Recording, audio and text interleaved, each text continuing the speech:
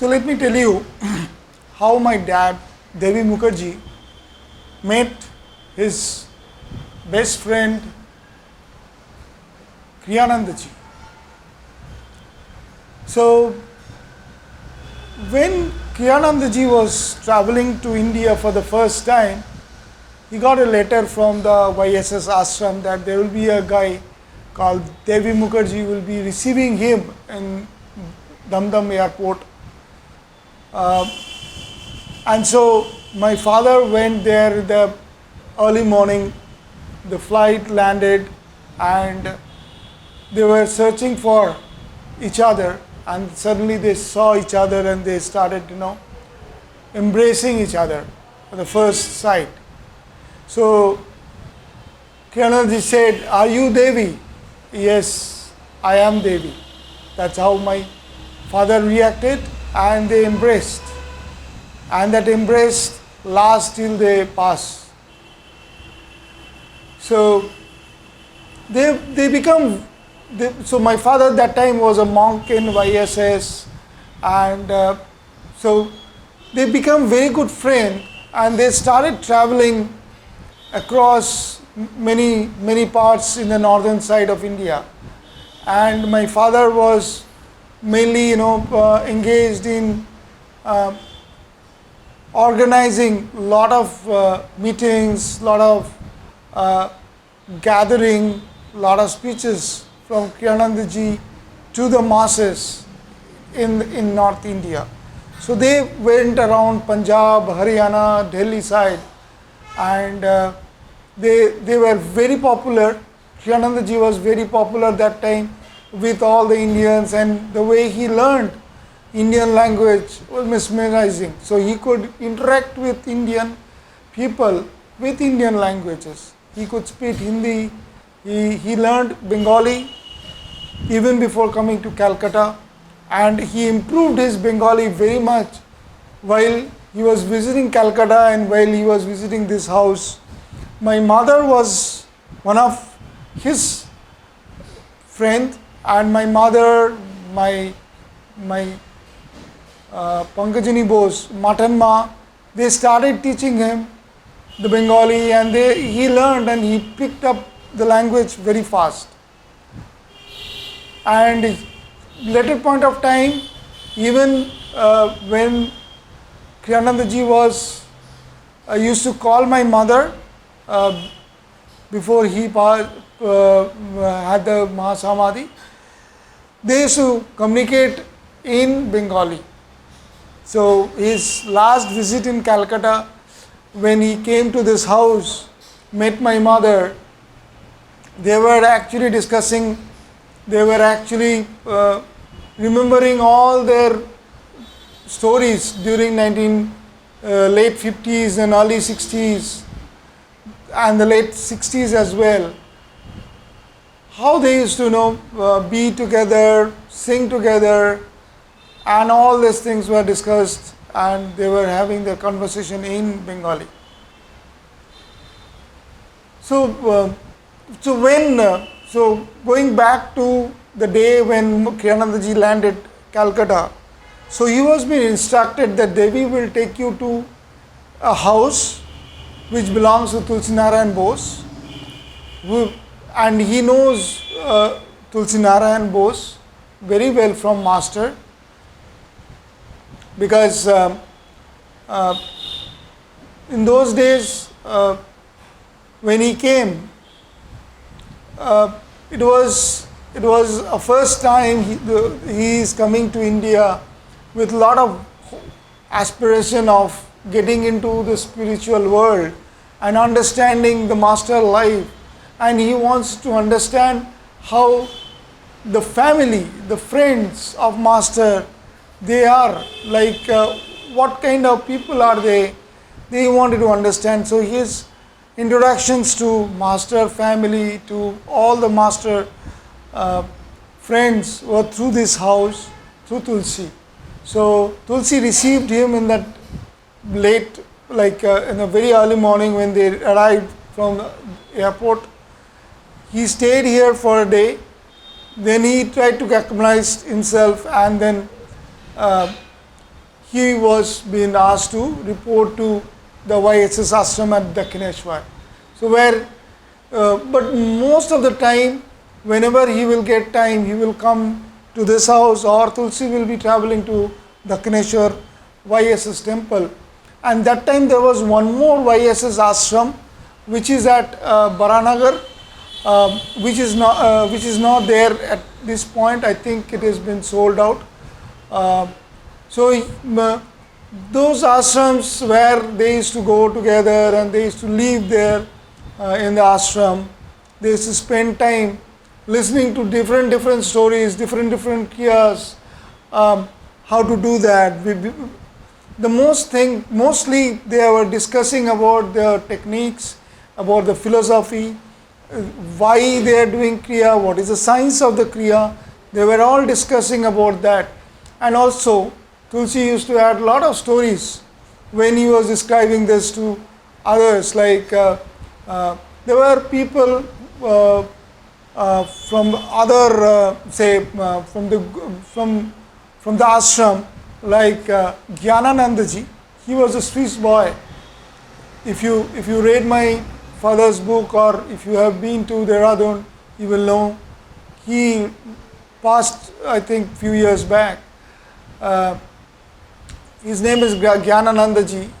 He came from Switzerland to India almost without a money, without a penny, nothing. And he never gone back to his country. So he left his country for good, and he came here, he settled in India.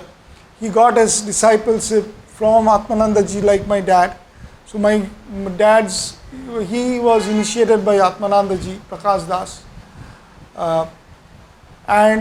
Likewise, there were some good friends. There was one more American who actually saw Master. That time his dad was a direct disciple, and let me tell you that story also, how that US boy, his name is Paramanandaji. His American name is Jim Wood Jr. His father name was Jim Wood Sr. Jim Wood Sr. was a direct disciple of Master. So he took his boy to meet Master, and that time there was a mango season, and few devotees from Mexico, they came with mango from Mexico, and Master was actually loved to have the Mexican mangoes. So in India, we generally do not use any spoon or anything. When you are eating your mango, you eat it with your hand. So he was holding the mango, which was fully peeled, and the juice was coming right through the hand, and it was dripping. And when Paramananda saw that time he was thinking like, why he is eating it like that? Why he is so clumsy? Why he is so miss? He told his dad, why this holy monk whom you almost worship is having mango like this? He can have it in a better way. So his father was a little bit annoyed with his son, and he came out from the room, and then again he went back to the room. So later point of time, when Paramanandaji came to India, when he was he told this story to us, to me, many times, that for him, after seeing that, he was totally into that vision that a monk or a guru is behaving like a normal person, and he was expected like experience that he has. It's on the charts that everything will be very sober and very neat and clean, and the person who will be in the church, they will be like more serious about their actions and all. Guruji was never like that. He was laughing, joking with his disciple, having mango, offering mangoes. All these things were happening. So he was little bit, inquisitive, I will say. But then he went back to his college, and that time he never come back to Guru. When later point of time when Guru left his body, he realized that he has missed Guru. He wanted to come back to his father, who was already with Guru's last time, and they were all there with Dayamata, everybody. So he wanted to take Kriya that time, not when Guru was alive. So his father said, there is only way you can get the Kriya from Atmanandaji, who lives in India, Calcutta. You have to go there. That time Atmanandaji was probably, he was if I remember it correctly, he was the first president of YSS, and he was in Calcutta living in this house. So immediately the Paramanandaji packed his bag and got his ticket, and he traveled almost like few weeks. Within few weeks he started his journey to India, and he reached India, and then they all become friends, real good friends. And through this house he realized Guru, he realized Kriya, and Atmanandaji used to give him some tough time. I'll give you one example. So Paramanandaji was very methodical and very processed. He could not take anything which is out of way, or anything which is not in process, or not a perfect thing. So he will be complaining all the time to his Guru, Guru, I want this, there's a lot of noise, a lot of things happening, I'm not able to focus and all. So Paramanandaji was telling all this to Atmanandaji.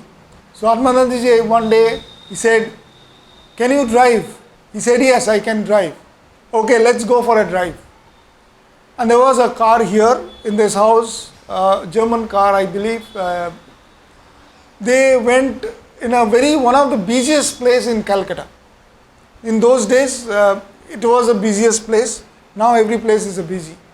You have the same sound and same commotions everywhere. He went into that place, which is center of the chaos, I would say. And he asked him, get down from the car and do your meditations here till I come back and pick you.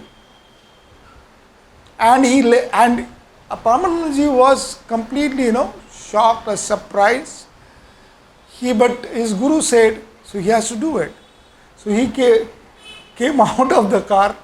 He sat down in a place near the road, and with the midst of that whole chaos, he started meditating. And the car went. Atmanandaji drove the car back home. Later point of time, after 4 or 5 hours, he went there and collected him back.